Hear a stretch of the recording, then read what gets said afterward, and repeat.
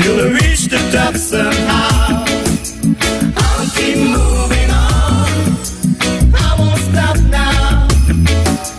I'll keep moving on till I reach the top somehow. I'll keep moving on.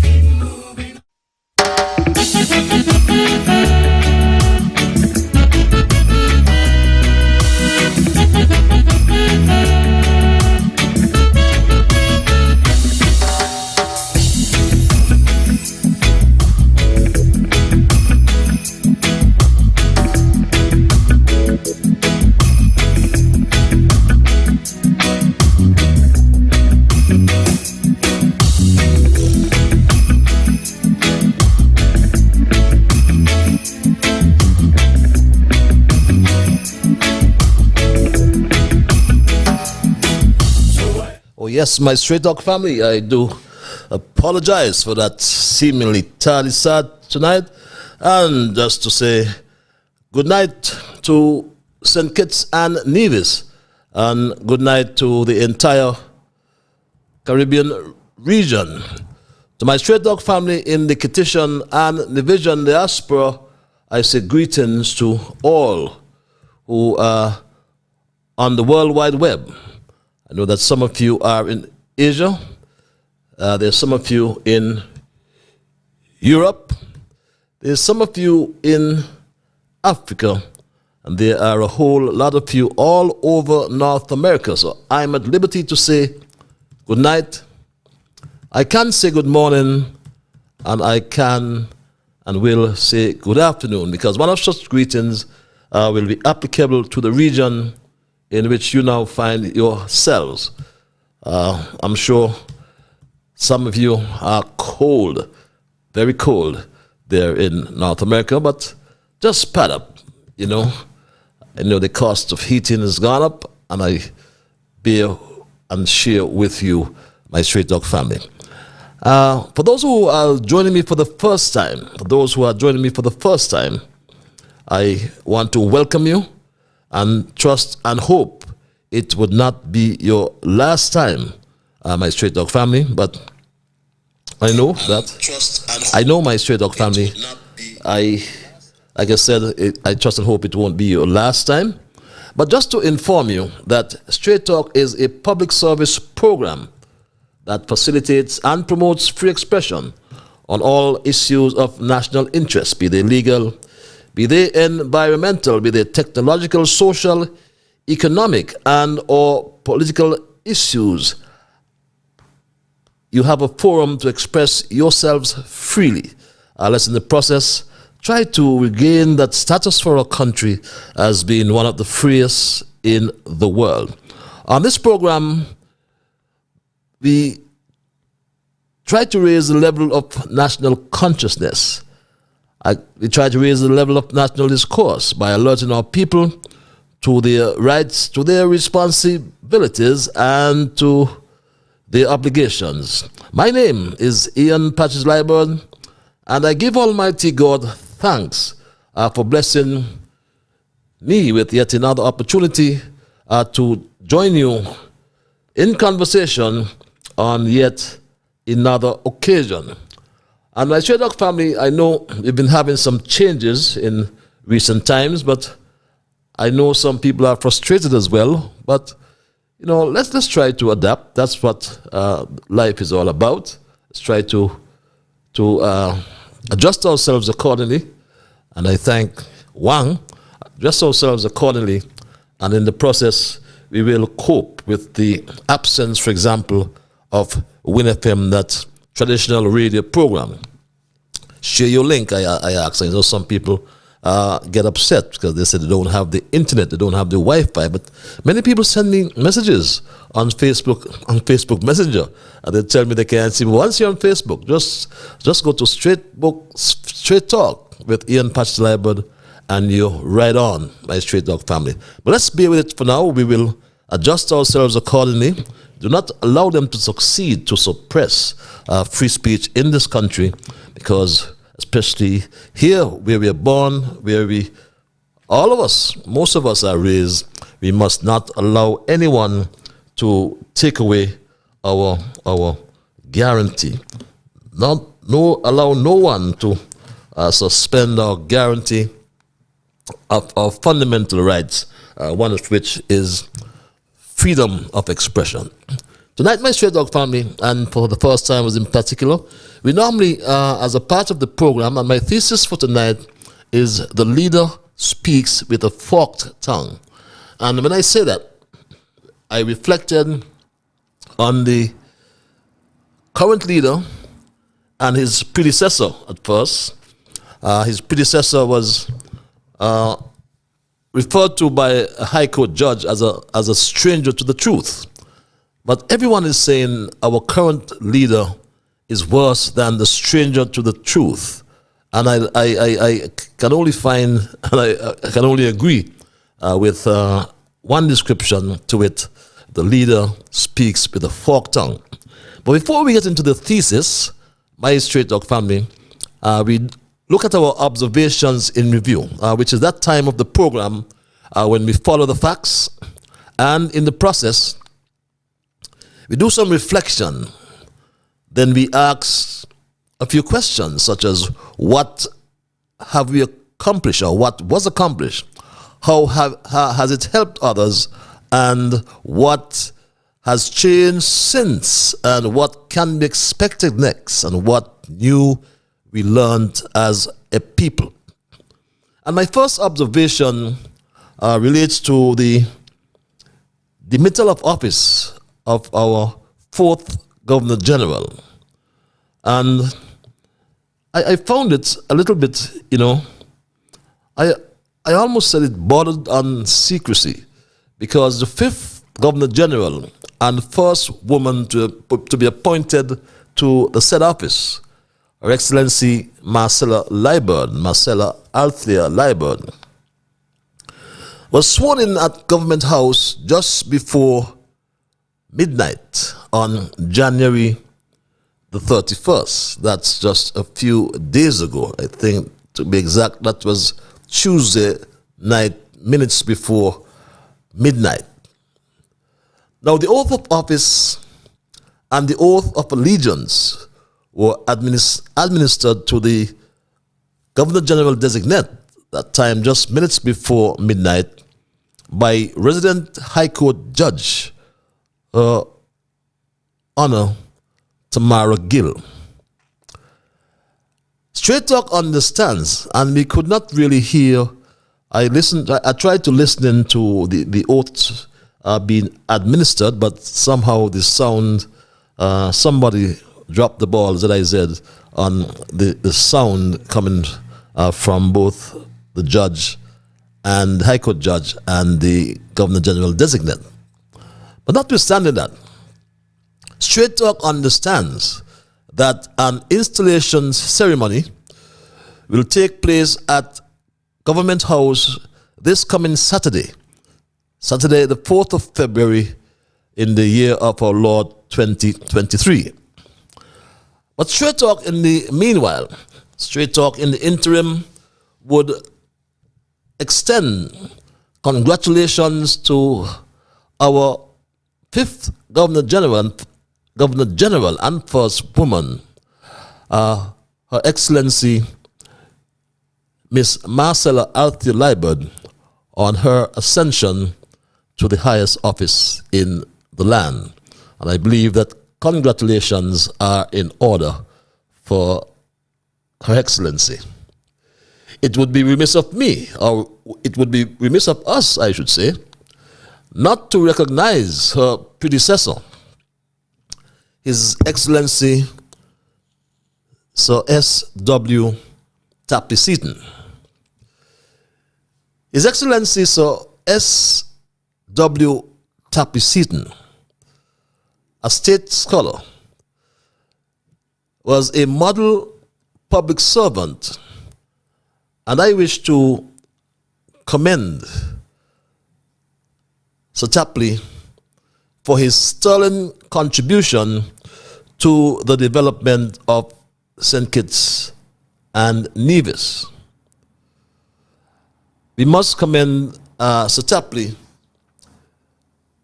for discharging his duties in his usual calm, reassuring demeanor through it all. And we must also commend him for the regality he brought to the office of Governor General. And we do anticipate that would continue. In his usual humility, His Excellency Sir Samuel Weymouth Tapley Seaton, King's Counsel, and the accolades are many. But he demitted office with these words, my Straight Talk family, and they are pointing, instructive. I take this opportunity to express sincere thanks and appreciation to all who have assisted me in the discharge of my duties. These include my administrative staff, gardeners, and other support staff at Government House, who have served diligently, enabling me to perform my duties. This has been a fulfilled experience, coming as it does after having served for 15 years as the first Attorney General of an independent St. Christopher and Nevis. I'm also grateful to the persons who have assisted me in the journey, including my family, medical professionals, and the security services, and all who have been very supportive of my efforts to build on the structure of Government House and its surroundings, to ensure access to the People's House, and to facilitate all activities of the Office of the Governor General. And yes, he did quite a lot of work on the enhancement of the People's House, as he referred to it. And we know that it's much different than it used to be before Sir Tapley occupied that particular property. So we do wish him Godspeed. We pray for his continued health and strength as he has now moved on to his retirement from public office at the highest level of governance in our country. Godspeed, Sir Tapley. May your future endeavors be pleasing to you, sir. Our second observation, my Straight Dog family, I refer to it as a dark cloud of uncertainty that's now over our blessed land. There's a dark cloud, I said, of uncertainty that is hovering over St. Kitts and Nevis. There's a sense of insecurity that has come upon us, my Straight Dog family, has come upon the nation. They come upon the nation, my Straight Dog family. And it's following a sudden rise in shooting activity within St. Kitts and Nevis. Sadly, there have been 3 homicides too many. 3 homicides too many, I should say. There have been 3 homicides, to be specific, in as many weeks, my Straight Dog family, and it has reminded all of us of the days gone by under the Labour Party. And we trust and hope that the powers that be would get a hold of this situation. If not, we will surpass the 36 homicides under the late, or under, pardon, the former, what am I saying, the former Right Honorable Denzel Llewellyn Douglas, and we pray God that would never be. But the 3 homicides is in as many weeks, the first of which was the fatal shooting incident of 26-year-old Javon Grant of Madden's Estate, and that occurred in Bath Village in Nevis on January 11th, 2023, and we extend again our condolences to the families of the victim.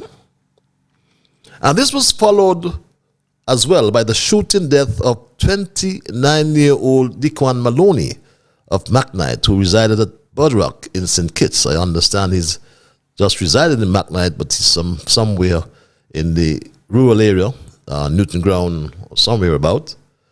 And that occurred sometime between 10 and 11 p.m. on Thursday, the 26th of January.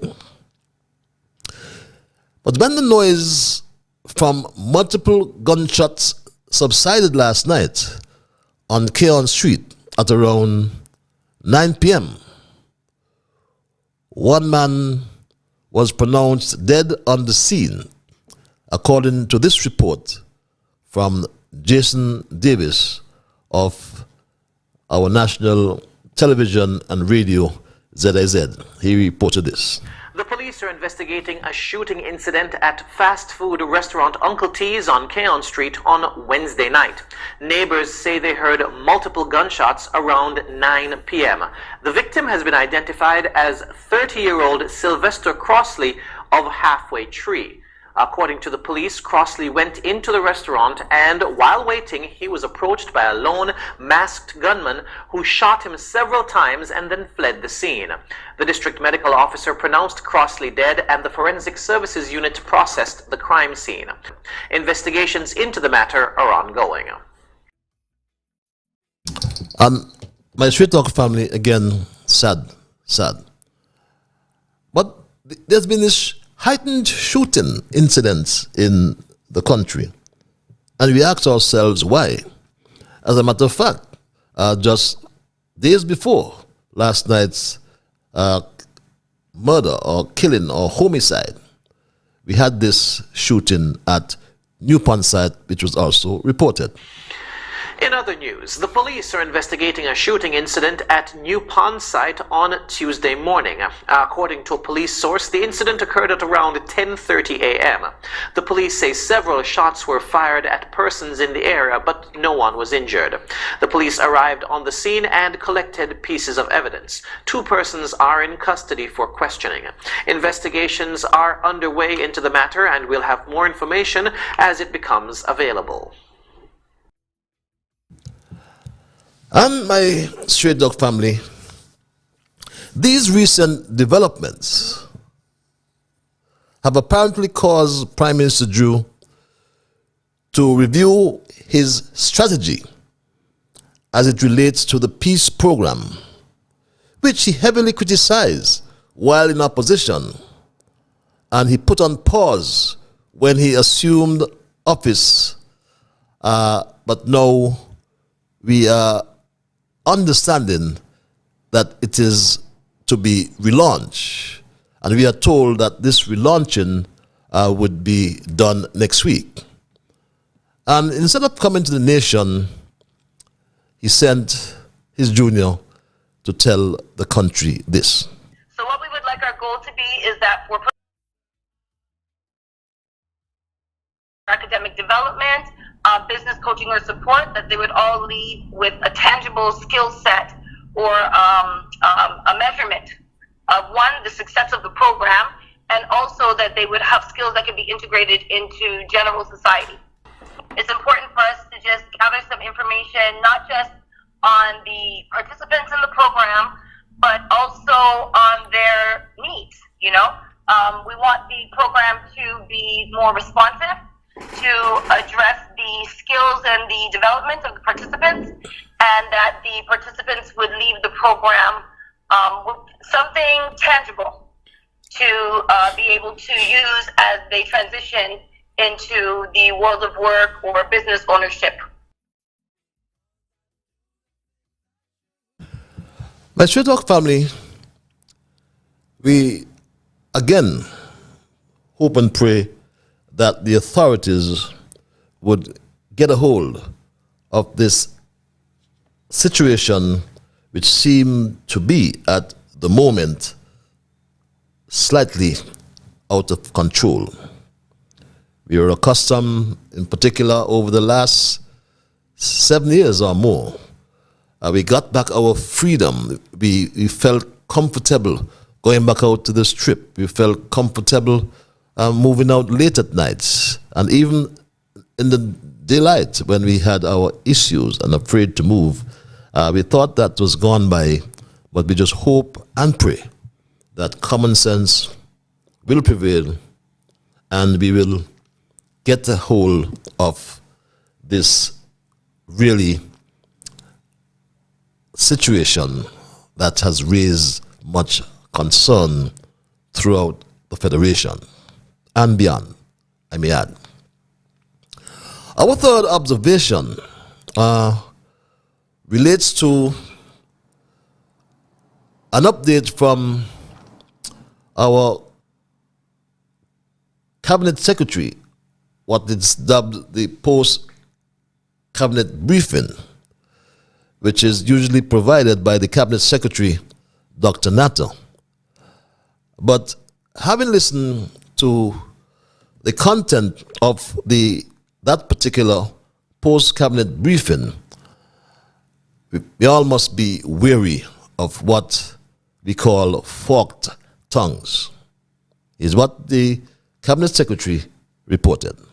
The Integrity in Public Life Amendment Act, which gives the Integrity Commission the necessary legislative support and creates the Office of the Special Prosecutor to receive complaints, investigate, and prosecute acts of corruption throughout the public service and within statutory corporations.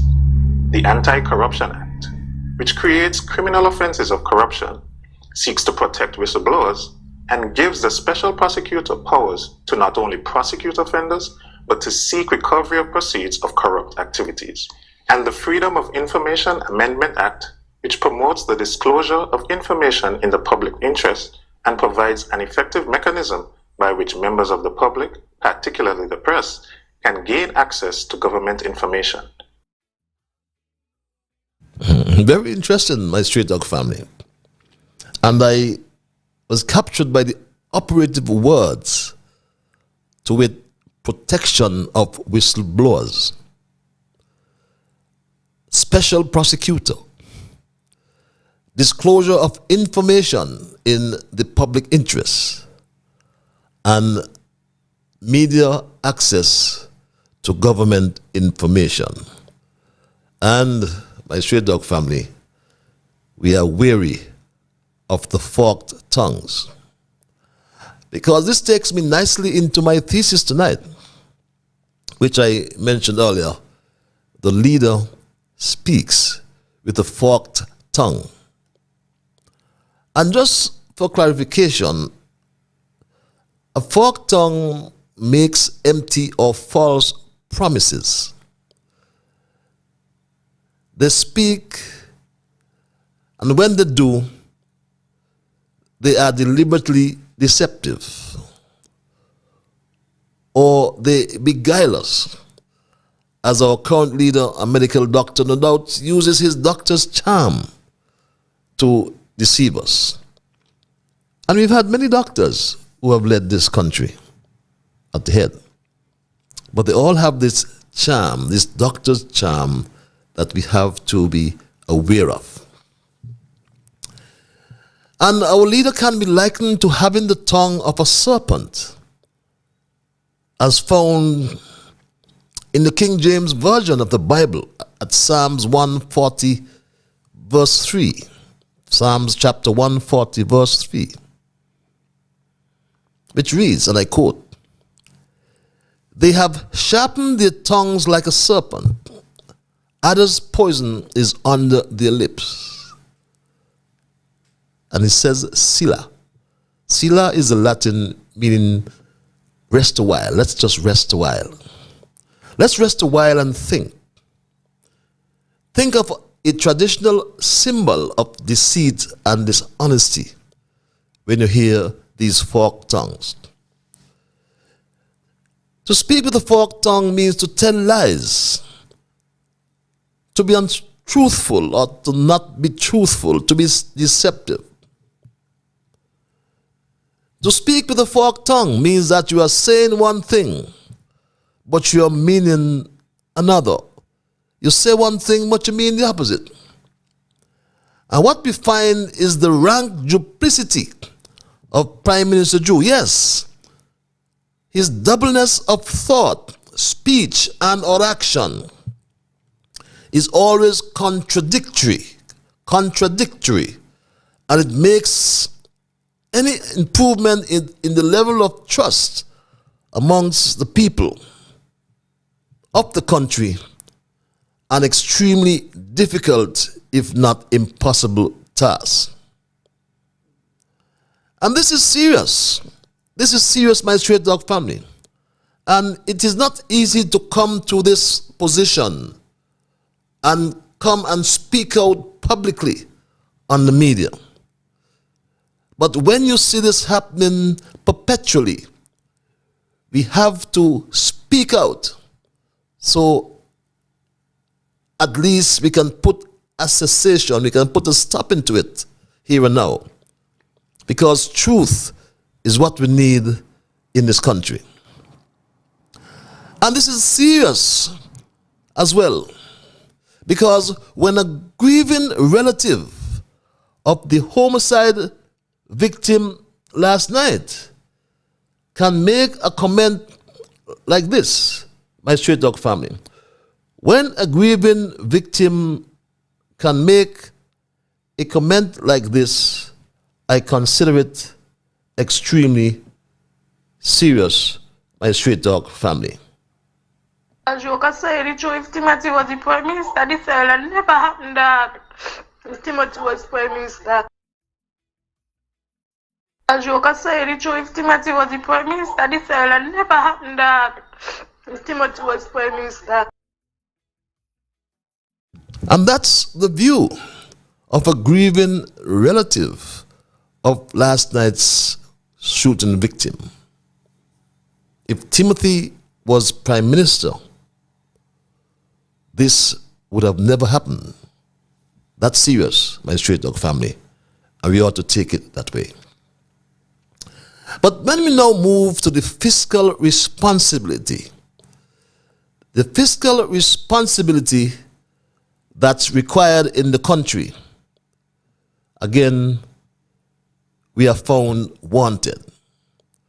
Although there's a big promise to do this. The St. Kitts Nevis Labour Party, on taking government, will make sure that it is more responsible with the people's money. There will be more transparency, more openness, and the people's money will be spent on the people for their good, for the development, and for their advancement. But when you listen to those commitments or that particular commitment, and when you recognize what has happened in the last 6 months, it's like talking one way but acting the opposite. And it comes across each time like our honorable Prime Minister is confused, because just a few months ago, yes, he promised to be responsive, but a few months ago, he said or made this irresponsible statement. How many of us remember this? We are in the red, dependent heavily on CBI, and therefore we have to now chart a different course in order to make sure that St. Kitts and Nevis remain strong and viable. But we are very vulnerable at the same time. We are in the red, dependent heavily on CBI, and therefore we have to now chart a different course in order to make sure that St. Kitts and Nevis remain strong and viable, but we are very vulnerable at the same time. And when I talk about the forked tongue, talking to radio, Observer Radio, on the other hand, he had this to say. You heard it straight from the Prime Minister's mouth. It's not a fake. All public servants will be getting a double salary. But PM, where is this coming from? Because here in Antigua and Barbuda, our government has not been able to offer stimulus to Antiguans and Barbudans during COVID. And we keep hearing of all these great initiatives in your country. Have you discovered oil somewhere in Bastia? I can't say we have discovered oil. Let me say that each country has its own response, but this has been our response. I can't say we don't have oil. Of course, we had some monies put away for a long time now that we would use during a rainy day. Country in the red, yet monies are put away for a rainy day. Confusing, don't you find it? A forked tongue, as we say. When we look at the prison project, we looked at the prison project and we reviewed the comments of Prime Minister Joe while in opposition and while campaigning to get to office. He said this. We understand with the CBI program, one has to be mindful that if you market a particular product, you just can't in the middle of it switch to anything else. Because people lose confidence, and they can lose confidence in your CBI product as well. So when you market your CBI program, you can't say this is for a public good where we'll build a prison that is needed because that is how it was marketed, because the government prioritized that. And then you go back now and say, look, we have to switch in the middle of that. All those persons who might have had interest would lose confidence in your CBI program and can damage the CBI program. So we want to continue to be persons who are responsible, a government that is responsible. And so we have looked at it very carefully. The situation with that is that that program, we can't make a direct switch in it, even though we have discussed switching. As far as that is concerned, because of how the CBI program is structured, we just cannot switch off a particular project that was marketed. But that's what he said. But do you believe him? He said that when he was confronted having gone in to office. But this is what he said on his way into office. Here's what he said. The prison project alone is providing $2 billion that can lift everybody in poverty in St. Kitts and Nevis out of poverty. But that's a whole other big scandal by itself. The passports belong to the people. That money should be used for the development of St. Kitts and Nevis. Over $2 billion. That is a crime. It is a crime that the government is committing. That is a crime. Somebody needs to be brought to the court for that. It is not right that something like that should happen. I wonder who is committing the crime now. I wonder if his AG Garth Lucien Wilkin will take him to court. Just as he got me in court. Because the Prime Minister said he cannot switch. He cannot switch the crime. It is a crime, he said. But my straight talk family, this is the forked tongue of our leader. When we think about geothermal, for example, we have geothermal on St. Kitts. Perhaps the Prime Minister does not have a clue. We have already established geothermal on St. Kitts. We had already committed to the people that once we establish the resource on St. Kitts, we will develop the resource without retarding the progress on Nevis. And that was the view of the late Prime Minister Vance Amory of Nevis. Vance was a wise man, as he thought both resources could complement each other. There was no stupid talk about one grid. It is silly talk, absurd talk about having one grid. I'm hearing that they're planning to put the national grid on Booby Island. Where else can it go besides Booby Island? When Nevis demand at peak is 75% less the demand here in St. Kitts. 75% less. So are you going to put a national grid in Nevis? Does that make sense, my straight dog family? And I said it before, and I'll say it again. How can you trust that man at the helm in Nevis? He cannot be trusted. We knew what he said about Douglas. We knew what he said about Tim Harris. And we knew what he did to Sean Richards. How can you trust that man? But we are happy that the geothermal resource has reached to the exploration drilling stage. And that's good. It's good because that development has come with a lot of what I call legacy issues. Do not be fazed by this fancy talk about exporting energy to Puerto Rico, St. Martin, or Guadeloupe. Do not be fazed by that. That's what it's called the interconnectivity unknowns. And please do not fall for that. But I'm concerned. I am concerned about this overambitious idea of establishing one grid. And the minister simplifies it that if we have energy from St. Kitts, we feed it into the grid in Nevis, and some baloney like that.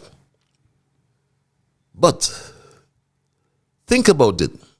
A grid, a national grid located on Booby Island. Of course, Booby Island would come to some use eventually. The water issues are issues that need to be addressed. It's a public good. And the government of the day has an obligation to provide that public good. There's no excuse, none whatsoever, my Straight Dog family. There's none whatsoever, no excuse whatsoever to tell me that when I'm finished tonight, my water is locked off, turned off. Not at all. That cannot be good in today's world. Over 2/3 of the Earth's surface is covered with water. We have been very slow to make maximum use of such water. St. Kitts and Nevis are in the middle of an ocean. Why should we have issues with water? Is this current Labour administration going to do the same thing as its former Labour administration? Is the Jew Labour administration going to perform as the Douglas Labour administration in the context of water? Because there is a 2 million gallon reverse osmosis desalination plant that has sat idly, even as I speak, in the valley in Sandy Point. I myself tried to commission that plant, but met many obstacles. But that's the legacy of the Labour Party under Douglas, that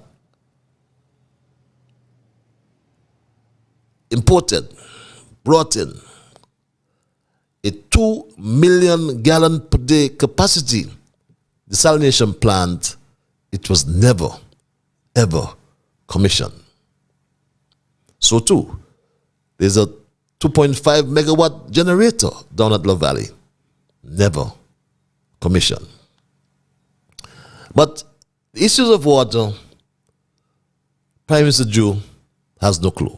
I just want to say that the water issue in St. Peter's has been resolved. I went to St. Peter's myself with the water engineer and the PS, and the issue was addressed. So in the interim, we had sent the fire truck had gone there, the water truck had gone there to meet the needs of the people there in the area of St. Peter. So that is resolved. I want to thank the guys at the water department for their tremendous work, the PS and the water engineer, and also the Honorable Congress Maynard for his leadership in that ministry. Well, what kind of leadership is that? Saying the water issue has been resolved. My good friend I saw yesterday at this funeral, he said, no bother with Jew, water was resolved.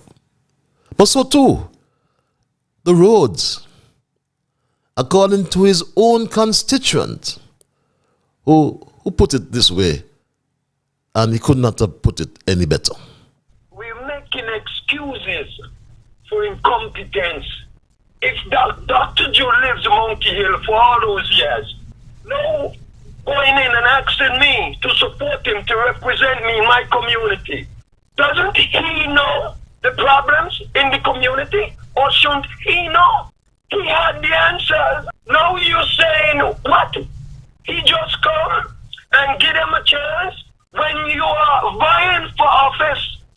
When you're saying to the people you have the answers, the people give you the work. TDC would have turned him away. But it seems that really what happened is that it was a half-side goal, the Labour score. So now the Ghanaian, the people seeing nothing happening. Monkey Hill roads, water gone, can't get water. The representative move out the community, gotta live in the next community. No wonder the roads can't fix. If he was living in Monkey Hill still, living in constituency 8 and driving on the roads, and he would know, and Miss Byron or whoever would have to apologize for incompetence. Well, that's the views of one of his constituents. And in terms of talking with a forked tongue, let's just think about the passports. Prime Minister Joe has been asked this question several times about the CBI passports. CBI, I have three parts. Passports, can you give an update on the number of passports issued to economic citizens over the past year? And if you can, compare that number to some previous years. Can you update us on the prison project involving, and give us an indication as to how many passports have been issued or citizenship have been granted under that project? What's the status? My second question relates to Christopher Harbour and Petition Hill. What is the status of the loans that were issued by the SIDF to these two entities? And secondly, in the case of Christopher Harbour, are the developers still continuing in the program to develop the particular area? Can you give an update on the status? Those are my two questions for now. With respect to the SIDF, I would say from the onset, the SIDF has not forgiven any loan. I want to make that clear. The SIDF has its interest in the Christopher Harbour, we know that, and it owns about 30% of that development presently. And that is where it resides, the ownership with the SIDF, well, at 30%. So there's no forgiveness, neither from the SIDF standpoint or from Petition Hill standpoint. So I just wanted to make that clear. Christopher Harbour? Yes, well, Christopher Harbour, yes, it's still a viable project. It is a project that is seeking, of course, new investments and so forth. And as a result of that, there is a need, or almost they are seeking to have new investment, let me say that, so that the project can reach its fruition. But I would say that we own, the SIDF, owns 30% of it, that is its interest in the project.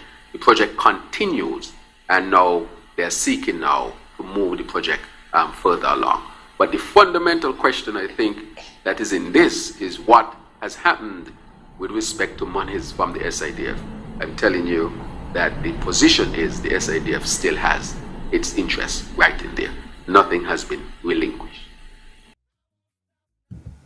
As I said, my street dog family, it's one of two things, or both.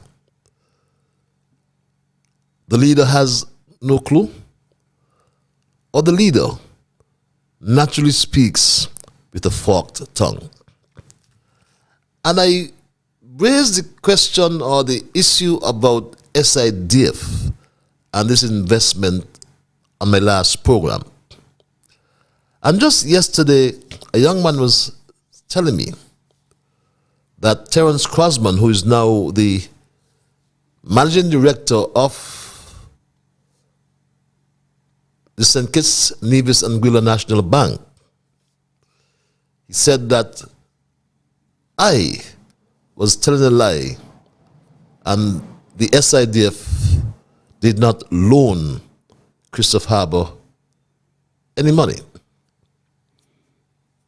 But I like to be challenged because it keeps me on my toes to ensure that I bring facts each time to this forum. And I thought I brought the facts on Monday, and perhaps he's not aware of it. But the SIDF or the Christopher Harbour does not only have a loan agreement with the SIDF, which they never service, for nigh 10 years, because that loan agreement is dated November 11, 2013. But they also have two loans with the National Bank, the St. Kitts, Nevis, and Anguilla National Bank. And Terence Crosman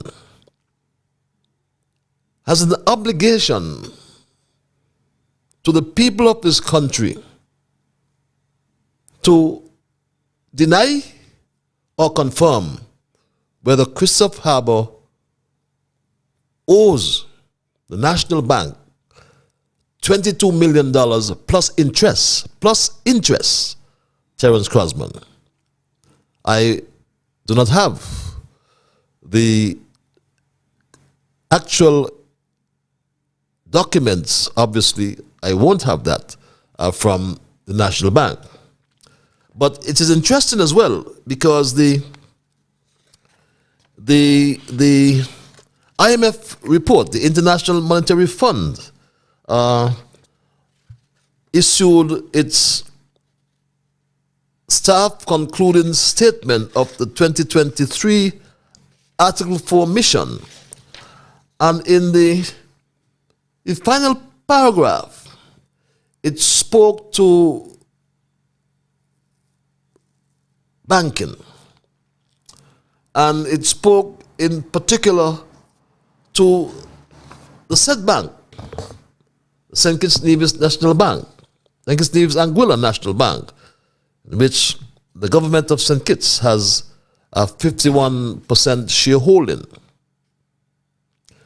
And under the caption, strengthening the financial system, it reads, and I quote, "The business model of the systematically important bank should be strengthened with emphasis on de-risking, while public sector deposits should be better safeguarded. And we know all our social security monies are deposited in the bank. And we know as well that the bank had a loss, a serious loss on its investment. But I'll come with that some other occasion. But the report continues, my Straight Talk family. And it reads, it continues, the systematic bank holds a substantial overseas investment portfolio and carries high NPLs. NPLs are non-performing loans.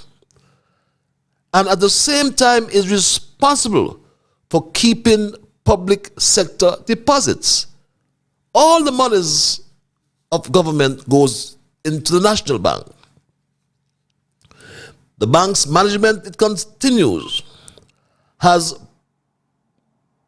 taken important steps to de-risk its investment portfolio and write off some legacy NPLs. Listen to this, my Straight Talk family. The bank's management has taken important steps to de-risk its investment portfolio, beg your pardon, and write off some legacy non-performing loans. I am wondering, and we are asking, and the bank's managing director Crosman must tell us if this includes the loan of $130 million. Well, in the bank's case, that would be just over $60 million, I think, for the bank. But is the Christoph Harbour non-performing loan part of this quote-unquote legacy NPL that the IMF has spoken to? And it continues, but further progress is needed. Length structure. Further progress is needed, beg your pardon. Public sector deposits should be ring-fenced from the risk inherent in any single bank. You hear this, my Stray Dog family? This is what the IMF is saying. There's risk inherent in putting all of the public's money in this one bank, this single bank. Ideally, though, it continues, a separate arm-length structure, such as a sovereign wealth fund, should be established. These are my words. But it continues, in the non-bank segment, credit unions require close monitoring, including their restructured loans. The authorities should continue advancing the AML safety agenda. My Stray Dog family, this report needs to be looked at in further detail. In particular, to that last paragraph under the caption, strengthen the financial system. But we ask ourselves the question again. The bank's management, the report says, has taken important steps to de-risk its investment portfolio and write off some legacy non-performing loans. We need to know, what are these legacy non-performing loans, Prime Minister Joe, Minister of Finance? And again, for the information of our listening audience, this, my Stray Dog family, is the loan agreement between Christoph Harbour Lending Company Limited as borrower and St. Kitts Nevis Sugar Fund Industry Diversification Foundation as lender, dated as of November 31, 2013. This is the loan agreement, my Stray Dog family. And for Mr. Crosman in particular, who has denied and said the story that I am fabricating the story, Mr. Crosman's signature is appended to this particular loan agreement. And it says, the written loan agreement represents the final agreement between the parties and may not be contradicted by evidence of prior, contemporaneous, or subsequent oral agreements of the parties. In witness whereof this loan agreement is executed and delivered under the seal to be effective as of November 11, 2013. There's a witness attested to it. There's no name to the witness for the Christoph Harbour Lending Company Limited. But the signature on behalf of Christoph Harbour is one Steve D. Hebor, the authorized representative. I know he was once, I don't know if he still is, the chief executive officer of Christoph Harbour. This, on this page, are the signature pages, my Stray Dog family. And, again, the lender. There's a lender, and the witness for the lender is one D. Bradley King. And the lender, the authorized representative, is Terence Crosman, who has signed on this particular page as well. And you can take it, my Stray Dog family, as factual. I did not doctor these signatures. These are the signatures, and on behalf of the SIDF, Terence Crosman signed as the authorized representative. But, there's a big but, my Stray Dog family. He's now the managing director of the St. Kitts Nevis and Guilo National Bank. At least that's information that I still have. And I stand to be corrected if he is not the managing director of the St. Kitts, Nevis and Guilo National Bank. So now he has interests on both sides. He came from the SIDF and now he's in the bank. What will happen to these loans? We ask the question, my Straight Dog family. And then, looking at my Straight Dog family, the forked tongue, or the leader speaking with a forked tongue, we can think about the PAP. Well, again, we did not finish the passports. Yes, the passports, no answer whatsoever about the passports. And he was asked the follow-up question by one of the reporters. I'm seeking a follow-up from the last presser where I asked about the total number of CBI applications. We haven't had an update since 2018. And the total number of applications processed and the number signed off by your administration and the breakdown of the nationalities. And now my questions for today. Mr. PM, I think you missed Mr. Bad's question on the update for the prison project. Adding on to that, has your administration signed off on any new shares for that project, and what has been the share price for passports under that project? And also, you spoke of plans to wean the Federation off its dependency on the CBI program. How achievable is this, considering how inflated the economy may have become due to the benefits of that program? And how long do you think the Federation would take to be weaned off that program? All right, thank you very much for that. With respect to the prison project, we are evaluating that project still. Remember, that project had an agreement to it which had bound the government to some extent as well, and work had already been started. So we are bound to that to some extent. The other thing with respect to the total number of CBI, we, as you know, went through a whole transition. We now have a new CEO of the unit who has done an audit with respect to those questions.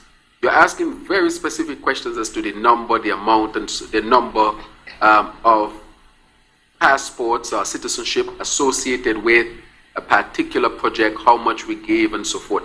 So those numbers, I will direct you to get the answers to that, so that you can have closure to that. And now that we have gone through the transition and the audit is being done, those questions now would be able to be answered. As you know, we went through that transition. With respect to the weaning, let me address that. It's not that we don't think the CBI program is important. It's fundamental. It's important. I think what I want to clarify here is not that the CBI program would not continue to be a part of nation building and advancement, but that our dependence on it should not be weighted at this point in time. So what we are doing is diversifying the economy so that we can have other sectors that are strong and contributing to the overall development and advancement, and that CBI. When we came into office, CBI was about 50 to 60%. I mean, that is extremely high. Means, therefore, that the number of the other sectors within the economy had fallen back, and so we are strengthening those. For example, we are strengthening agriculture. We are strengthening our tourism product.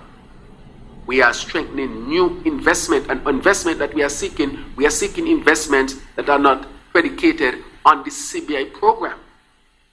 And some of those investments we will announce very, very shortly, but we want our people to know that the CBI program, we have strengthened it because it is a critical part, and we are not saying it should go away, and we don't want it to go away.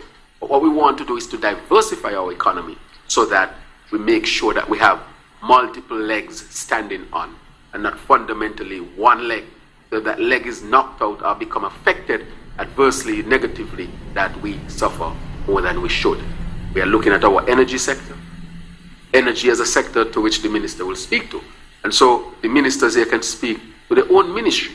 And most of them have projects seeking investments to advance our country economy to diversify. So we are seeking diversification as part of our new thrust.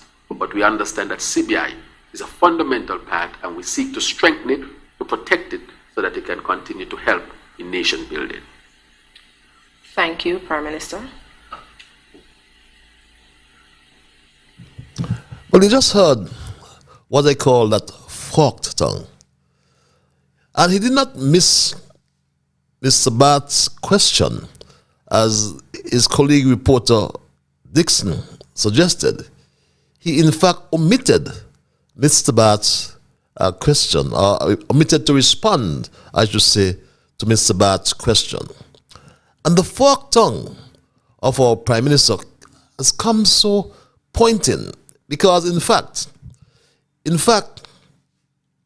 the passports, and I've heard he said he found some passports. I have not heard him myself. I have not been able to clarify the veracity of that information, so I would not peddle it, or I would not talk about it, rather. In that, the passports are handled, as far as I know, by the Ministry of National Security. The Citizenship by Investment Unit processes the applications, ensure that the proper due diligence is done. So they are at the operations level.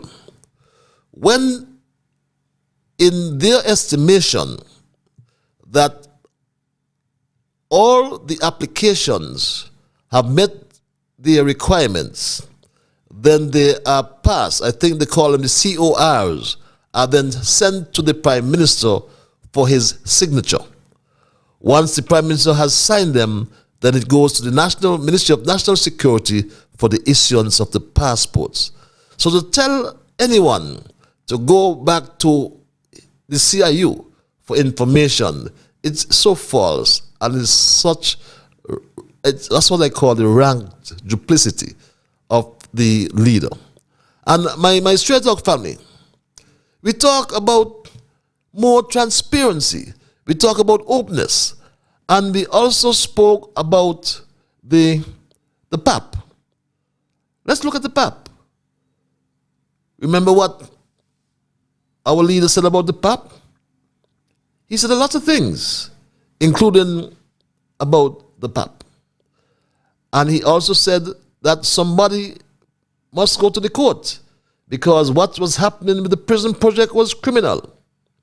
What was happening in the prison project was criminal. And if you've missed that, let me replay that for you, my straight dog family. If you missed that, this is what our revered Prime Minister said about the prison project while in opposition. This is what he said. The prison project alone is providing $2 billion that can lift everybody in poverty in St. Kitts and Nevis out of poverty. But that's a whole other big scandal by itself. The passports belong to the people. That money should be used for the development of St. Kitts and Nevis. Over $2 billion. That is a crime. It is a crime that the government is committing. That is a crime. Somebody needs to be brought to the court for that. It is not right that something like that should happen.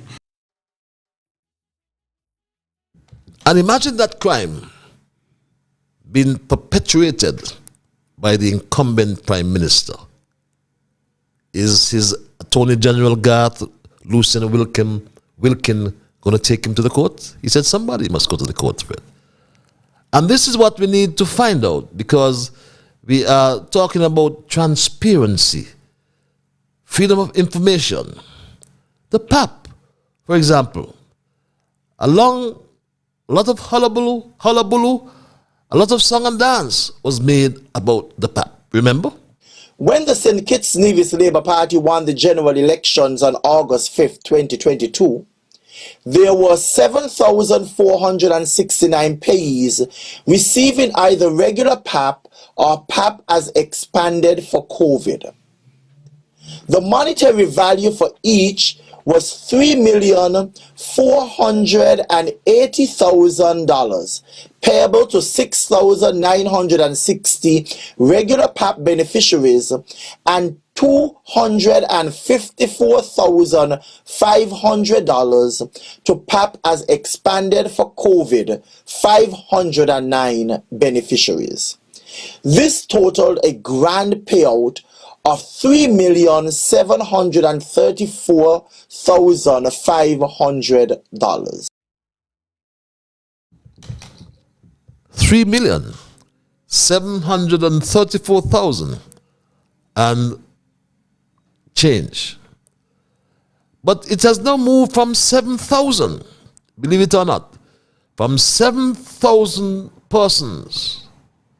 It has moved, believe it or not, to a much larger figure.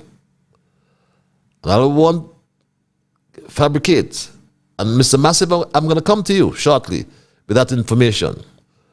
But what has happened here, it has moved from 7,000 to 12,000 under the Labour administration. And I'm trying to find that information while I speak with you. But from 7,000 workers or 7,000 beneficiaries to 12,000, according to the new Minister and Deputy Prime Minister, Jeffrey Hanley. He did in fact say that it moved from 7,000 to 12,000, if my memory serves me well, and my memory in most cases do serve me well. That's why I'm still here with you on Straight Talk, my family. And I'll tell you, this is what the minister with responsibility for PAP, this is what he had to say in terms of the number of persons that have applied. Government is revamping the PAP program. Can we have an update on that? I think the minister responsible for the PAP program is now here. Thank you very much. We had close to 1,200 applications, 12,000 applications for the PAP initiative. The Ministry of Social Development, the entire team is doing the verification process right now, checking with all of the agencies, including Social Security, making sure that the Social Security numbers are correct, the information that persons shared are accurate. We are hoping that we can restart by the end of this month after certain verification would have taken place. Of course, we are focusing on some categories in terms of priority areas. For example, those persons who are not working, those who are unemployed, that's a category of priority. Our seniors and persons with disabilities, and then we'll deal with those who are employed but working for under the 3,000 target that we would have, threshold that we would have mentioned. Thank you, Deputy Prime Minister. We'll now have our... Well, it has moved 5,000-fold from 7,000 to 12,000 under Labour. And it's not political. On the Team Unity, PAP was about politics. Well, what is this about? People are poor. People are poor, Prime Minister Joe. And we are talking about transparency, but with this plethora of evidence, I can only conclude that the leader speaks with a forked tongue. And that's my story tonight, and I am not going to change it. I belatedly am going to open the lines and entertain your calls and your emails. I have quite a slew of emails. But I'll entertain your calls and your emails. And for those on my Facebook Massive, I want to say a very pleasant night to you. Just share the post. Get your friends, your family all over the world connected. Saying good night to my brother Massive Thomas. I haven't heard or seen you for a while. Good to hear you. And you're asking me, Ian, can you correct the information I provided? He said, one correction, the program was never put on pause. Can you correct that? The peace program was never put on pause. Well, my dear brother, with respect, I don't think you have the accurate information because they have up to February 11th to reapply for the program, and that is a fact. And Nahima Hazel did say this about the program. Hold on.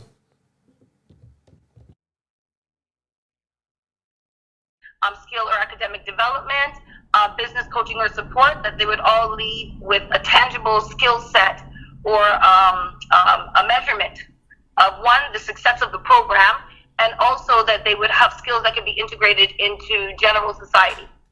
It's important for us to just gather some information, not just on the participants in the program, but also on their needs, you know? We want the program to be more responsive, to address the skills and the development of the participants, and that the participants would leave the program with something tangible to be able to use as they transition into the world of work or business ownership. Yes, my brother Massive, it's being restructured. I'm going to open the lines, my Straight Talk family. I always like to implore you, though, when I do, I anticipate that you will respect others, and of course, to achieve that, you must first respect yourselves. Let us try to be fair to all concerned. Let us try to build goodwill and better friendships. Let us ensure that the things you say and or do will be beneficial to all concerned. And in the process of saying and or doing those things, let us strive to build a kinder, gentler St. Kitts and Nevis. The numbers again are 646, that's the overseas line, 829-6672, or 869, that's the local number, 663-6672. You can access both numbers via WhatsApp, can I show you as well. But let's go to the lines. Caller, you're live. Hello, caller? Catches. Good night. Good night, my brother. Labour is a fraud, you know. Labour is a fraud. I don't know what they don't get out of this place. Put back Harris again. We need Harris again. There's a song, he'll do it again. He'll do it again. So all things are possible, my brother. Yeah, we need back Harris, man. No water, no current. Crime starts up again. Come on, Patches. We need back Harris again, man. As someone said to me, Harris looked after the poor people. Yes. I was learning just yesterday that the farmers can't get their lands harrowed or plowed because the emphasis was placed on getting the tractors for carnival, and they put aside the farmers on the back burner. But that's yes, and the pace is not good neither. The pace is a little child, We need to get rid of Miguel Fleming. Okay. Yeah. Well, thanks for your intervention, my dear brother. Just keep hope alive. Let's keep hope alive. But we need to continue to advocate for the right things. And if it means... Yeah, we need Harris. We need Harris. Harris again. Harris again. Thank you, my brother. Okay, yes. Okay, good night, Patrick. Take care of yourself. Thanks a lot. You do the same, my brother. Harris again is what's being asked for. Again, the numbers are 663-6672. And again, as I said, I hail my Facebook Massive Thomas, that is. I was Carol, Carol, my Newtown colleague, Newtown neighbor. We're all neighbors, just from around the corner, and I'm from down the bay. Sonia Duport, Eureka James, England is in the house. Wow. It's in the morning time. I'm happy that you're up. Tafari, in Dola, and Jamela is also in the house as well. My Street Dog family. Shirley is in the house as well on Facebook, my Street Dog family. And these, in fact, the email reads, good evening, Patriot Liburd. It's captioned, the chickens are coming home to roost. And I was in discussion here in New York, it continues. And a gentleman said, Patches got goat mouth. His family come from across the Narrows. I stayed out of it. For Patches, you know, my views on that subject, great one. Where is the AG and his boss? They are nowhere to be seen.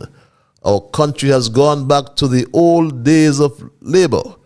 3 in January at that rate, multiplied by 12 equals 36. Just like when Dougie was in his heyday. Good night, my brother, and be safe. Reads that email. Well, we trust that won't happen, my dear brother.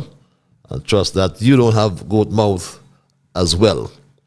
And my Stray Dog family, this other email reads, good night, Miss Liburd. If Dr. Drew wasn't so arrogant, I believe he would have already stepped down and relinquish, beg your pardon, the prime ministership to Dr. Denzel Douglas. Currently, national security is in a mess. He's put an incompetent female to act as PS. Crime is out of control and would only get worse under Drew's watch. Health is in a mess. Drew as a profound medical practitioner has disappointed the nation as it pertains to health. Drew is unreliable and dishonest. One of the most lying individuals in St. Kitts Nevis's political history. He talks a good talk and keeps putting his foot in his mouth over and over.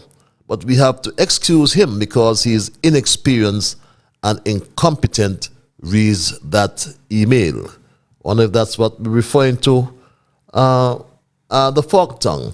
And my Stray Dog family, that emailer spoke to the issue of health. And I also recall that the security at the Joseph N. France Hospital was abruptly, or the contract, I'm told, was abruptly ended. And there are some new security firms that would be engaged.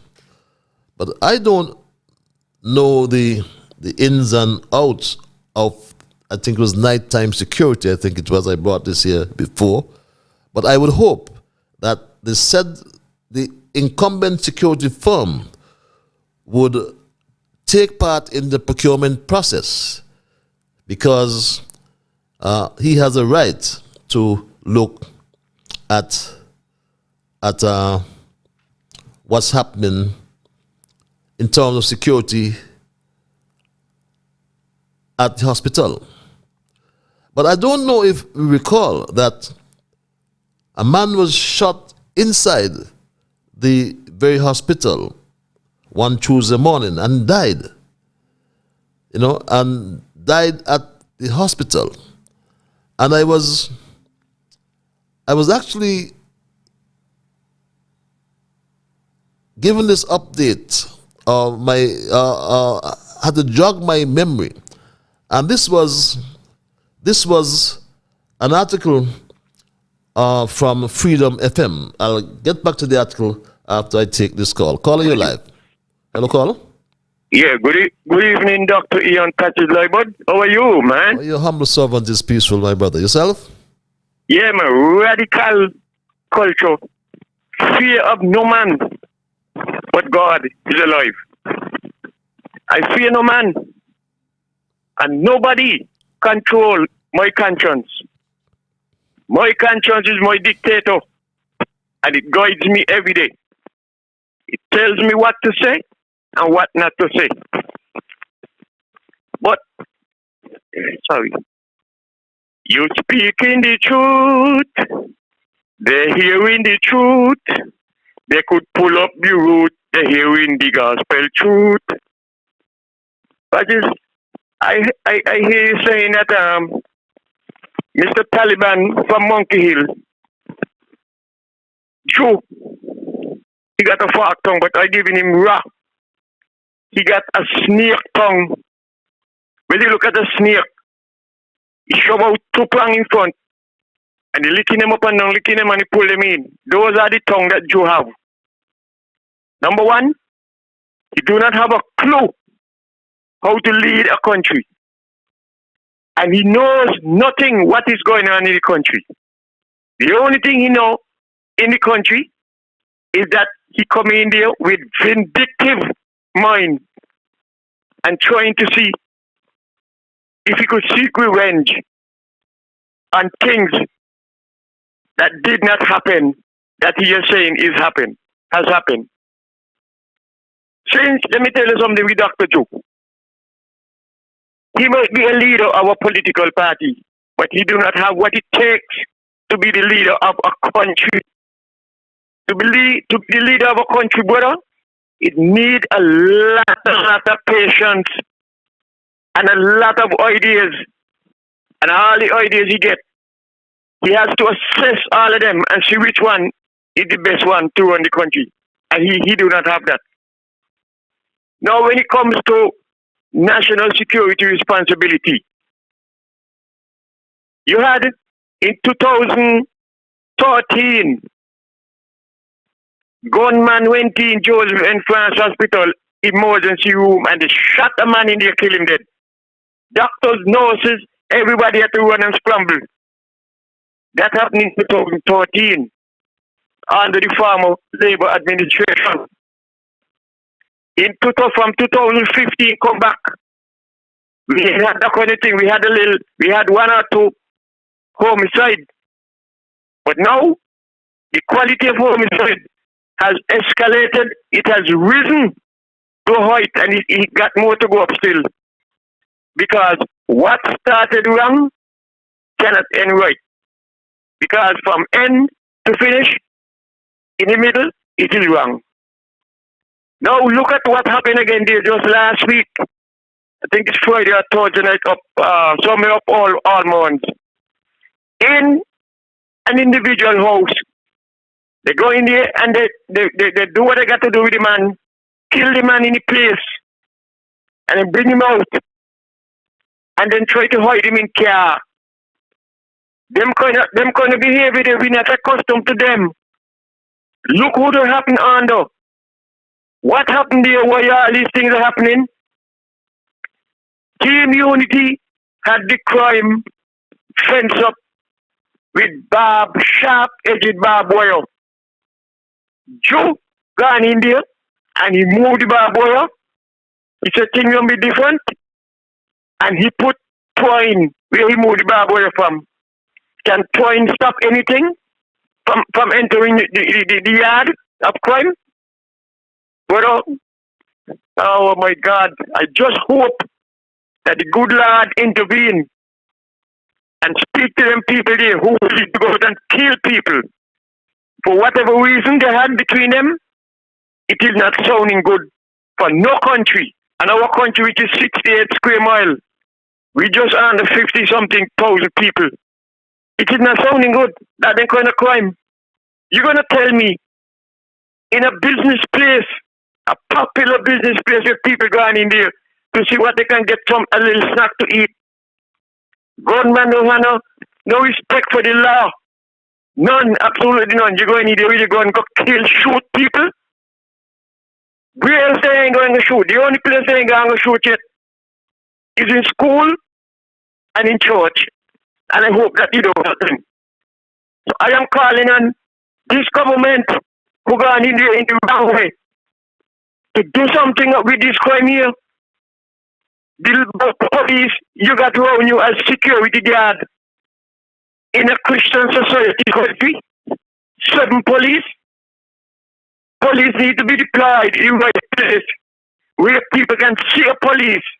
Then they will say, I cannot go and do what I want to do because I see a police come so. I want to go so. But if they ain't see no police, they're going to commit a crime. They are going to commit a crime. I'm going to come back and I'm going to touch up the one across the water, that political opportunist G-string for Dr. Joe. I'll come back, Patches.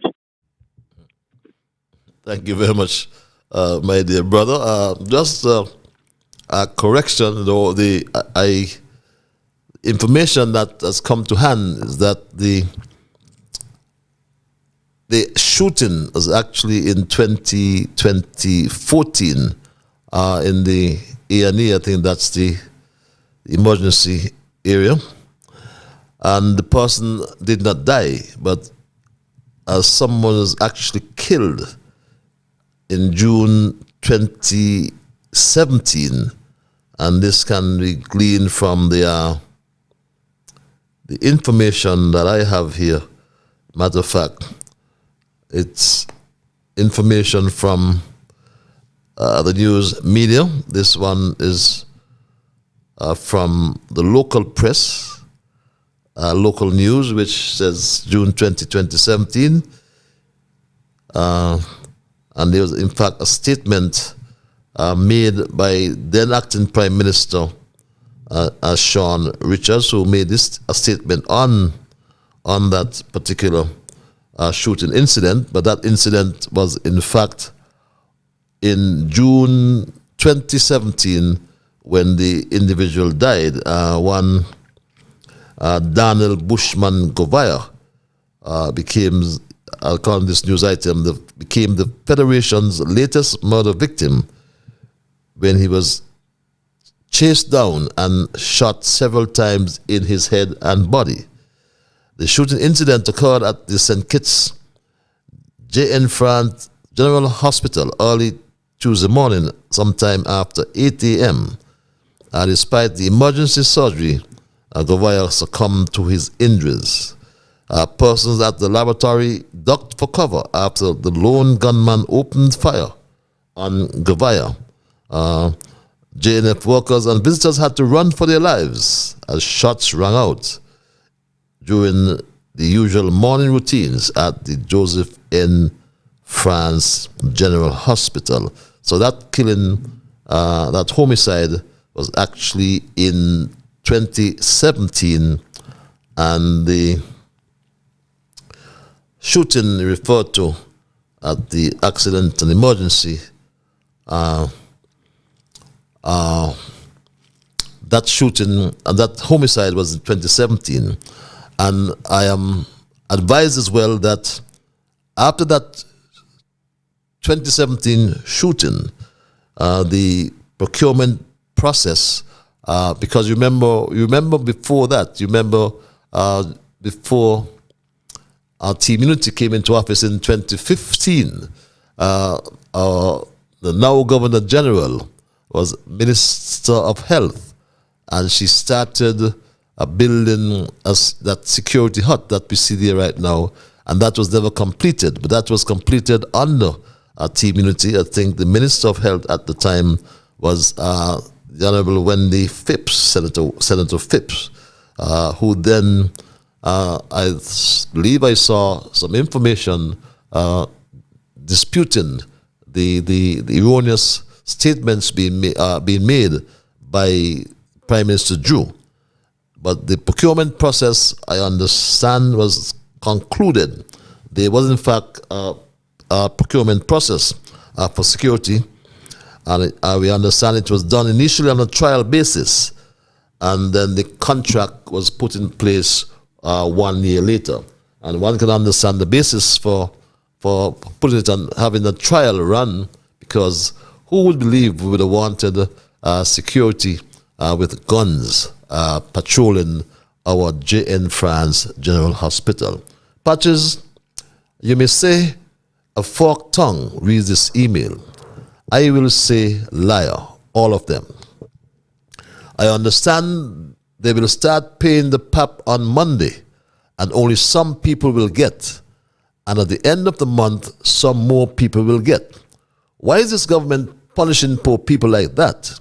The price for food in the supermarkets going up every day, and nothing is being done or being put into place to ease the hardship of the poor and needy in the country. I realize they are not saying anything about the increase of the $500 for the PAP. Remember, they said $500 was any money, and they are going to increase it to $1,000. So that's what we're looking for. Otherwise, we will be protesting in the streets of Bastia until we get it. They must stop fooling people. A bunch of liars reads this email. This other email reads, Patches asks this question: what is the latest on the R.L. Bradshaw Airport expansion in 2023? The highway that you propose to pass below Keys Village and the bridge to Nevis. Well, I am not in office at the moment. I can't really speak to them. I'm afraid. I saw the minister with responsibility for the airport. Was it on Monday? And I believe that the airport, well, not expansion, but the airport repair works to the apron parking, which is in bad shape, because you will recognize that the aircraft that come in, the heavy aircraft in particular, have to use the western portion of the apron, which we did. As a matter of fact, I was the minister back then, and we completed just before the COVID hit us, we completed the western portion of the apron, and the main apron, the eastern portion of the apron, is still not done. I understand, the Jew administration is all hung up on this procurement issues, and I understand that they have more or less jettisoned, thrown away whatever they met there in terms of arrangements for that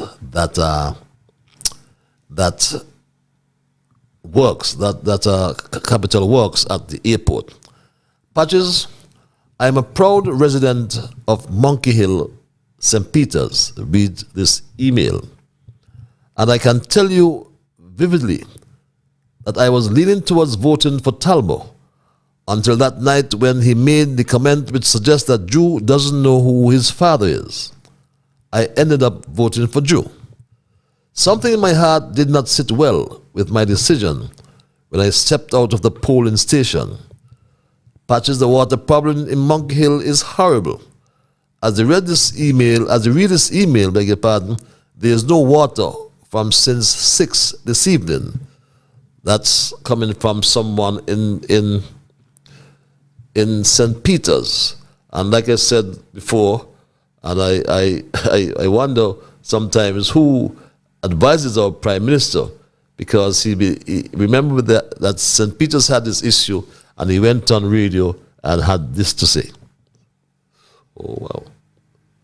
He went on radio and had this to say, my Street Dog family. I just want to say that the water issue in St. Peter's has been resolved. I went to St. Peter's myself with the water engineer and the PS, and the issue was addressed. So in the interim, the fire truck had gone there, the water truck had gone there to meet the needs of the people there in the area of St. Peter's. So that is resolved. I want to thank the guys at the water department for their tremendous work, the PS and the water engineer, and also the Honorable Congress Maynard for his leadership in that ministry. And you wonder which water problem he said was resolved. But that's something that's everybody is wondering what is wrong with our Prime Minister. our Prime Minister in office. But as a matter of fact, one people would say that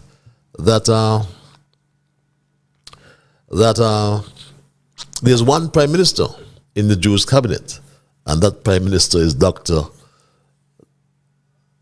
Denzel, the Right Honorable Dr. Denzel Llewellyn Douglas. But you see what? Douglas is sipping his coffee and cocking his foot. We want to hear of development in St. Kitts, that is jobs creating in 2023, reads this email. But that's the main issue. There's nothing planned by the government, our incumbent government, except to intimidate, victimize the people who are, in their view, the opposition in the country. There's nothing planned, nothing whatsoever in relation to dealing with the cost of living. Nothing whatsoever is on the radar for this government in terms of plans to address the issues. And in 2023, there are going to be some more difficult times and real difficult times, but nothing is being done to address them. Caller, you live. Mr. Ian Patches Liburd, greetings to you. And how are you? I am peaceful, my brother. Yourself? I'm very, very good myself. Continuous both the greetings. Thank you, my And may the Lord continue to bless you in good health and strength. Thank you, my brother. And a happy new year to you. I pray for your continued good health. Best as well, man. Humanity by nature is gifted to think freely. But in order that this free thought should lead him to the goal of liberty and independence, his way of thinking must be shaped by the process of education. It is understood that the independence of mind created by education individually will have as a result the creation of an independent-minded nation. So, Mr. Patrick, you continue educating the people, and it's a blessing that the Lord loves. Because I could remember, it's through this program we get the knowledge concerning the Dido Valley project. And even when you mentioned that former minister's name, at the time was on St. Win FM, you mentioned his name. I said to myself, listening to the show, I said, but what Patch is getting himself into? And when I heard the response from that former minister, and I said, oh my goodness. So, if I didn't see you get called with that former minister, I said, well, all the time, you're hosting this program, you have to talk straight. Mr. Patches, as a citizen, I said I would ask this question because I hear it for years now. And I said I would ask it. Who is the SIDF? Is it a statutory body? Or who is the management of SIDF? Because hearing about this, I remember that former minister had talked about, put it in an article concerning that same loan agreement with Christopher Harbour. And it's always a tedious issue. So I said I would ask the question, who is the SIDF? And when the manager is a board controlled that SIDF, so a manager could make a decision like that? Because you read out concerning the IMF, concerning National Bank. Because you see, it's ordinary people in here, we don't get too much interest on our money. And we stay banking. We need to get more interest on our money that we can develop ourselves more. And so when I listen, Mr. Patrick, when we go in school and we get our grades mark, we get our subject marks and we get our grades, we get it from the teacher. When you're playing cricket, someone is umpiring the game to get results. When you're playing football, there's a referee. When a government is governed in a country, you also get results from interested groups, bodies, other governments. But when in the former 7 years of the administration, what I, as a citizen, was hearing the commendation of the country was good. Of the country, because it's the same country. And when sometimes I listen to persons in my country who say they might have some, let's say, influence on the place, it seems as though the 7 years was not at all. And when I read the history of Jamaica with Michael Manley and the rift that he had with the IMF, and you see a leader, whoever the leader was, take over a government, and the first thing, you take your country from an IMF program. That's commendable when you hear the history of the IMF. You're setting a goal now to set your own programs to develop your people instead of the IMF setting the program to keep your people down. So when I hear this talk and when you hear the history of the IMF and then you hear persons in here who should have influence to empower people, to liberate the people, they make it sound as though nothing was done. But just being the IMF debt is everything for the people. So, Mr. Patches, what I was looking for from the Unity administration is the export market. After the lockdown and we open up, I was looking for the education minister and the tourism minister to work together to promote an export market for people. An export market will solve a lot of employment problems in our country. But it's hard work, it's dedicated work, it's committed work.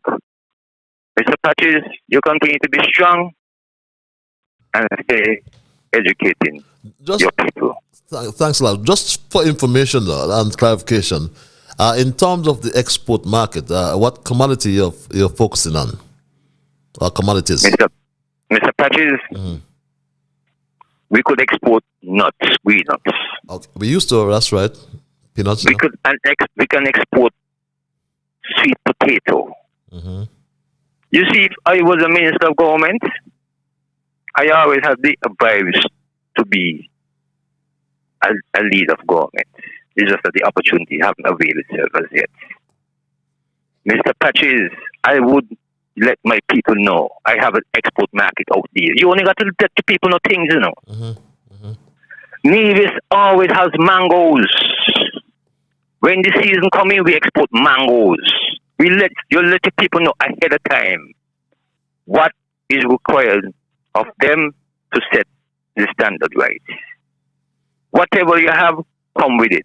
We find a way to export it. In times to come, we get our own plane to export our stuff. Ain't those things Marcus Garvey talk about? We must be self-sufficient. So sometimes when I hear persons just talk about foreign investment, for the past years, it's from our own resources. We had major investments. So why must we feed ourselves? Nothing happened. Mr. Patches, you continue to be strong and stay healthy. Thank you very much. God bless. Brother. God bless you as well. Always like to sit up and listen to your sober interventions. And very interesting you made comment about peanuts, because I remember way back in the 70s we exported peanuts to Trinidad and Tobago, and they got back the peanut butter here to sell, right? But perhaps you can even go beyond that. Yes, there's sweet potatoes. I understand the country will be out of sweet potatoes shortly as well. But the mangoes, in places like New York and, well, I know for New York, for example, there are mangoes that they import from Ghana, for example. Very expensive, but they're not half or quarter as sweet as a Nevis polymango. So that's perhaps a good idea, my brother. In terms of the SIDF, though, the SIDF has been literally wound up, but they used to be run by a council of directors, they call them. They're run by a council, but you know that the former Prime Minister, Right Honorable Denzel Douglas, used to say it's a private foundation, it had nothing to do with government. But in fact, the legal advice that the Unity got, it was in fact a government. Well, it was registered under the Foundations Act and attached to the National Bank group of companies. But we have since, I say we, but Team Unity have since moved all the monies coming from the CBI, inclusive of the SIDF monies they had there, into the National Bank. So but that's more or less something of the past, I can say, and I say that guardedly, but they do still have some interest in terms that the monies are in the bank, National Bank, and form part of the consolidated fund. So the Treasury has total oversight. The Accountant General, to be exact, has full and complete oversight of those funds. And as we wind down tonight's program in my Street Dog family, I am in a state of ambivalence. On the one hand, I want to say, give them a chance. Give them a chance. But on the other hand, they are so pompous, especially the Prime Minister himself, who has said in no uncertain terms that they all are experts. They are a team of experts, so it's obviously quite obvious that they do not intend to listen to anyone, because everyone in the cabinet is an expert. I'm tremendously proud of this team. This team is filled with experts in various fields. Any field you might call, there's an expert here, somebody who is well versed in that area, even more versed than me, and that's a good thing. So if I talk about sustainable development, you have Dr. Joya Clark. If I speak to youth and women affairs, you have Honorable Iselin. If I speak about small business and entertainment and agriculture, Honorable Samuel Duggins, well established. If I speak about energy and engineering and so forth, the Honorable Conway Maynard. If I speak about the law, it's a given for our AGS. When I speak about the tourism product and the advancement of labor laws and so forth, we have our learned Honorable who is a lawyer. When I speak about experience in government, we have our senior minister, the Honorable Dr. Denzel Douglas. When I speak about education, and when you talk about empowering of the youth and community development, we have our Deputy Prime Minister, the Honorable Jeffrey Hanley. And so this team is a serious team. Interesting, my Straight Dog family, a serious team with all experts. Interesting when he said that when you speak about the law, it's a given.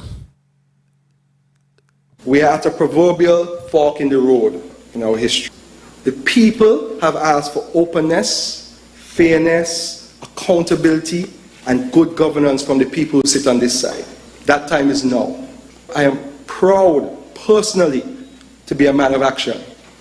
Not one who just likes to bang his mouth. I can beat my chest and boast that I am a hard worker.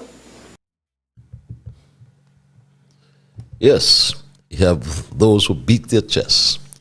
Shame and name and shame. Caller, you live. Hello, Patches. Yes, sir. I hope my system is not coming to your phone, right? Your system? Okay. No, you're not. Yeah, Patches, I want to ask a question. Why is it Dr. Joe, who is the Prime Minister of the Federation of St. Kitts Nevis, why is he like to stand up and tell the listening audience a big lie? Question been asked of him more than once. How many passports he signed off on in his first 100 days in office? What's so hard about that? Eh? It's because he's telling a lie. When you have the truth, you don't forget the truth. Even if you're in a coma, you will talk the truth. But when you're telling a lie, you don't have to be in a coma. You could be there right up in the puzzle face who you're telling the lie to. And you only turn the lawyer only turn your face around and then bring it back forward and ask you the same question. You can't remember because it's a lie. Turn off that man. Sorry about that, Patches. Now,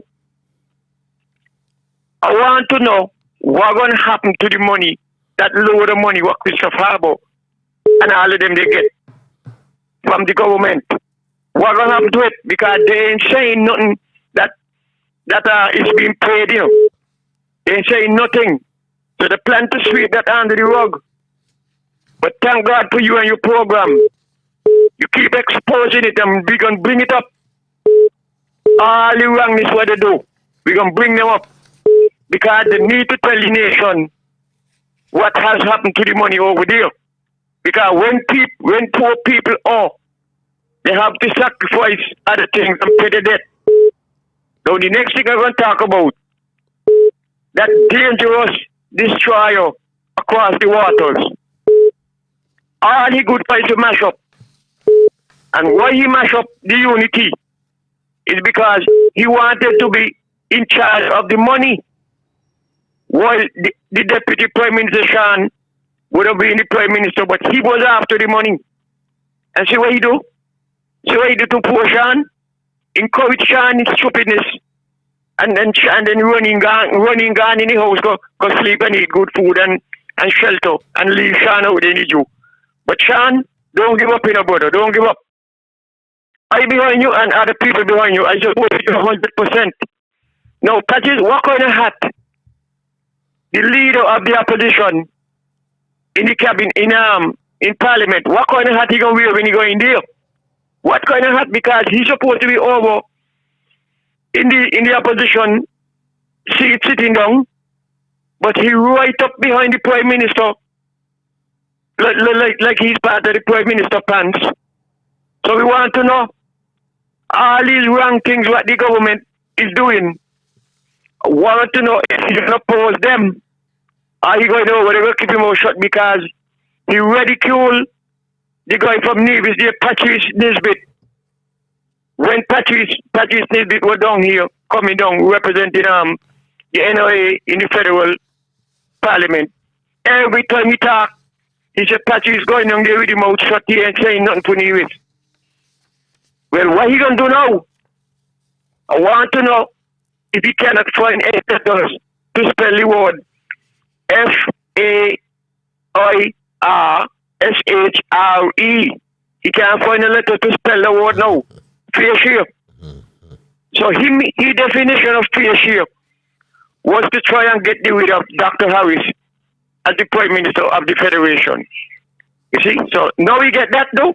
He don't remember there's a word in fair share. Anyway, Patches, brother, all the best to you. Have a safe drive home, wherever you are, and all the best until next week. Thanks a lot. Have yourself a wonderful weekend as well, my dear brother. I'll perhaps have time for perhaps one more call Patches, it's cheaper to import than to export. Sit down and figure it out. That call is sleeping. Don't know if I agree with that position. Cheaper to export than to import than to export. Wow. St. Martin, Dutch and French sides use desalination. St. Martin do not have any water problem or electricity problem. St. Kitts used to be advance of St. Martin. St. Kitts knows that desalination will resolve the water issue, Patches, but put some sense in Mr. Maynard's head. Stop the drilling. They are wasting money. Desalination is the way to go. I hope that you listen to that, because they're not drilling to extract water. They are drilling to extract money of the country. My Straight Talk family, for those who may have joined me late, tonight we discuss the thesis, the dissertation, the theme, the leader speaks with a forked tongue. We also looked at some observations, and one such observation I must refer to, or two observations I should say I must refer to.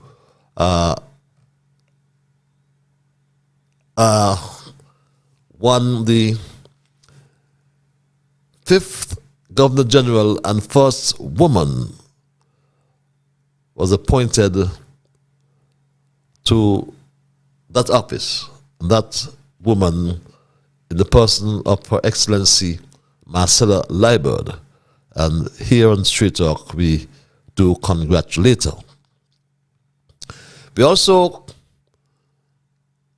wish Godspeed to her predecessor, His Excellency Sir S.W. Tapley Seaton, a state scholar, a model public servant, and we wish to commend him for his sterling contribution to the development of St. Kitts and Nevis, and for discharging his duties in his usual calm, reassuring demeanor through it all. He also always exuded regality in that office. And in his usual humility, Sir Samuel Weymouth Tapley Seaton, King's Counsel, JP, and lots of other accolades, said these words upon the meeting office. I take this opportunity to express sincere thanks and appreciation to all who have assisted me in the discharge of my duties. These include my administrative staff, gardeners, and other support staff at Government House, who have served diligently, enabling me to perform my duties. This has been a fulfilled experience, coming as it does after having served for 15 years as the first Attorney General of an independent St. Christopher and Nevis. I'm also grateful to the persons who have assisted me in the journey, including my family, medical professionals, and the security services, and all who have been very supportive of my efforts to build on the structure of Government House and its surroundings, to ensure access to the People's House, and to facilitate all activities of the Office of the Governor General.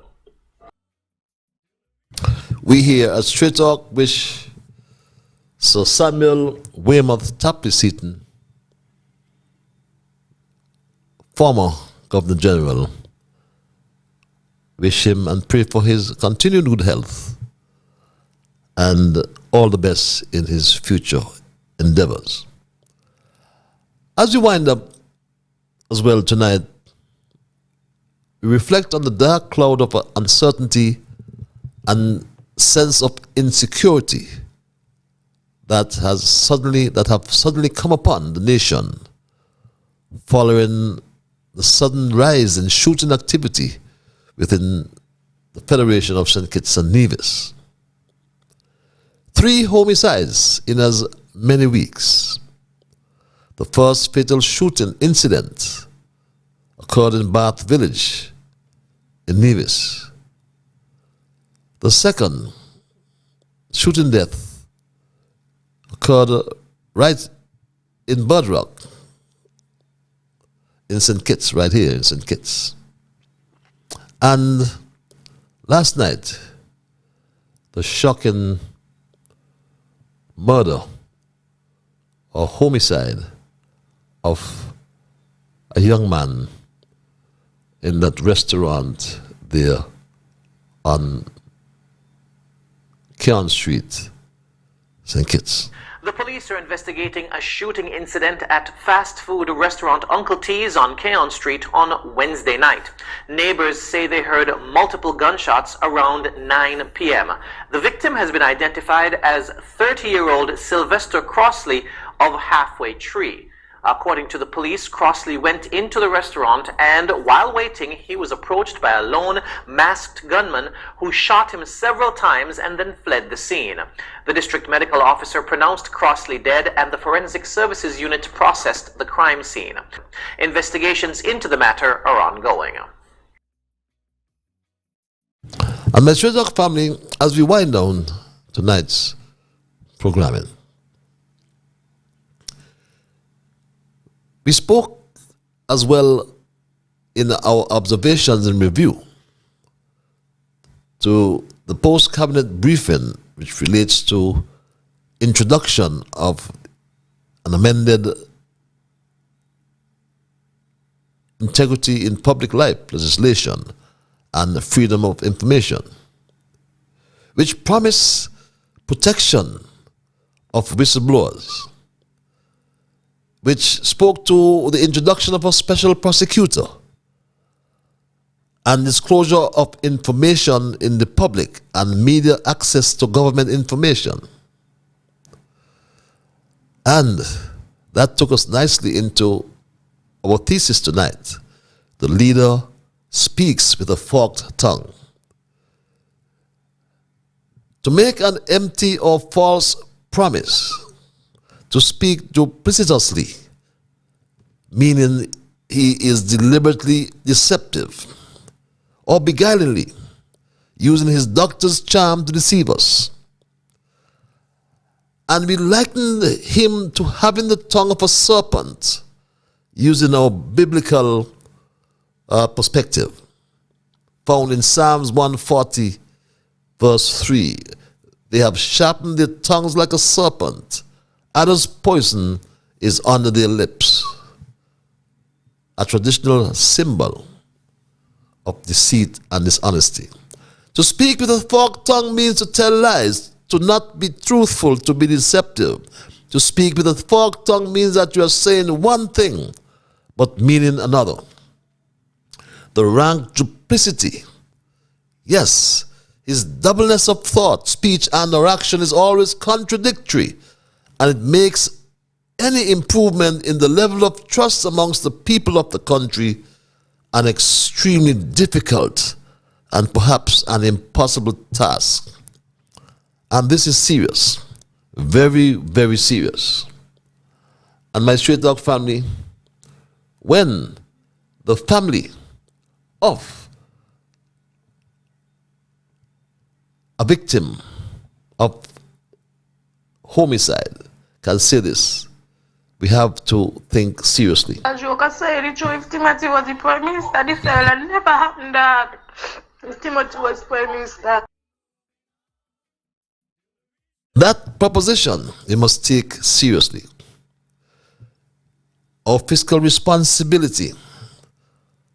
The incumbent leader seemed confused as one time he said the country is in the red. On another occasion he says there's savings for a rainy day. The prison project takes the cake when the Prime Minister said that people should go to court for this. The prison project alone is providing $2 billion that can lift everybody in poverty in St. Kitts and Nevis out of poverty. But that's a whole other big scandal by itself. The passports belong to the people. That money should be used for the development of St. Kitts and Nevis. Over $2 billion. That is a crime. It is a crime that the government is committing. That is a crime. Somebody needs to be brought to the court for that. It is not right that something like that should happen. And that's when he was in opposition. Somebody should be brought to the court. But with a forked tongue, when he got into office, he said the project cannot switch. My Straight Dog family, we can talk about the issues of water, electricity, the PAP. And we'll have all night. But we already concluded before that Prime Minister Drew has no clue about water, about roads, about everything. He spoke to more transparency and openness.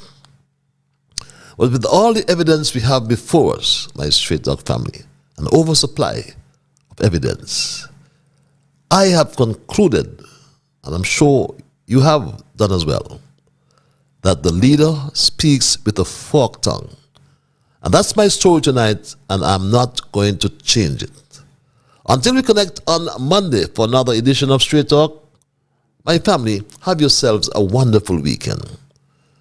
Do your chores for the weekend.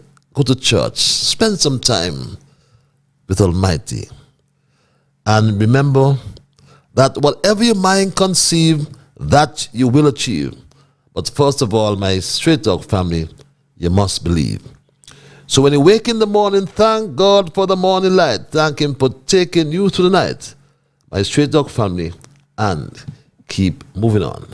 Bye-bye. Until we connect on Monday for another edition of Straight Talk. Be good to all whom you meet, my Straight Talk family, and keep moving on. Bye-bye, my Straight Talk family.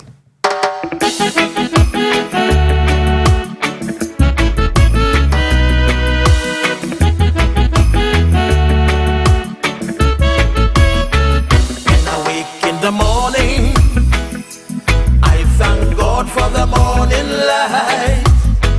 Give Him thanks and praises for taking me safely through the night. For the rest of food and loving care, and for my mother's breath of life that's got me here. So whatever my mind conceives, that I will achieve, you better believe, because I do the things I should, be to my brethren kind and good, the best I could. So I'll keep moving on, I won't stop now, I'll keep moving on, till I reach the top somehow, down on my knees.